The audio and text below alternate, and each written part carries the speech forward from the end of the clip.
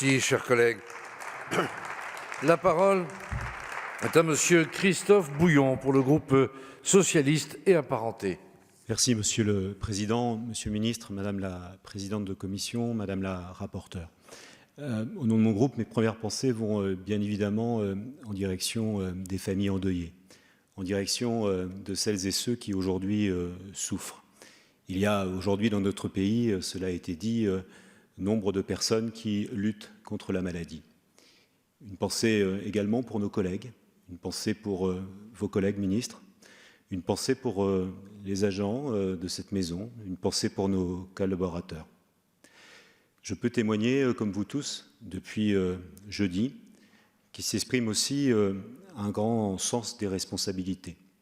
Je peux témoigner que sur chacun de ces bancs, il y a de l'intelligence utile. Je peux témoigner en effet que ce que nous faisons ensemble depuis 4 jours est important, est utile, est nécessaire, grandit le Parlement, apporte une très belle démonstration de ce que nous sommes capables de faire lorsque, en effet, nous savons nous rassembler sur l'essentiel, lorsque nous savons aussi discuter, débattre, construire. Je crois que c'est ça qui est important et aucune des questions qui a été posée était inutile, au contraire. Elle a permis d'avancer.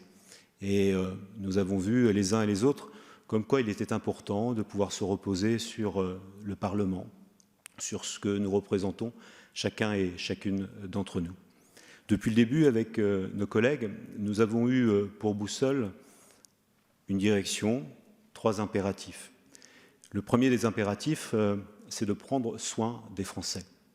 Et pour prendre soin des Français, le premier des sujets, c'est de faire en sorte que cette consigne essentielle, qui est de rester chez vous, rester chez soi, soit strictement appliquée. C'est la raison pour laquelle nous sommes bien évidemment très favorables à toutes les mesures qui permettent de répondre à cette exigence absolue de rester chez soi et d'organiser ce confinement qui est essentiel pour lutter contre la maladie. Prendre soin des Français, c'est aussi prendre soin de ceux qui prennent soin des Français.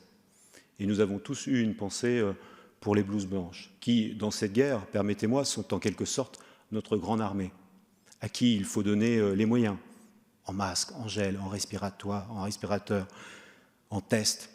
Bref, il faut que l'intendance suive, et je crois qu'il est essentiel, en effet, que tous les moyens soient accordés dans ce combat à celles et ceux qui sont au front.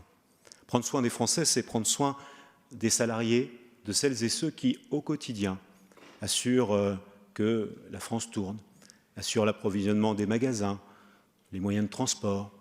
Chacun, dans des fonctions différentes, sont essentiels à la vie de notre nation aujourd'hui.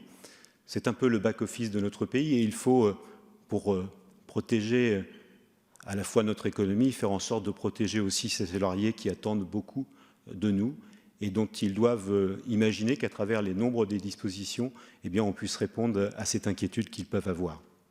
La deuxième impératif, c'est de prendre soin de la France. Il y a son économie, c'est essentiel. Il faut éviter les faillites, il faut faire en sorte que les salariés ne se retrouvent pas à la rue ou dans des situations difficiles. Il y a dans ce texte de loi un certain nombre de mesures que nous soutenons et qui vont dans ce sens-là. C'est la raison pour laquelle nous avons voté le projet de loi de finances rectificative qui apporte déjà en partie des réponses à l'économie. Mais à côté de l'économie, il y a aussi notre modèle social.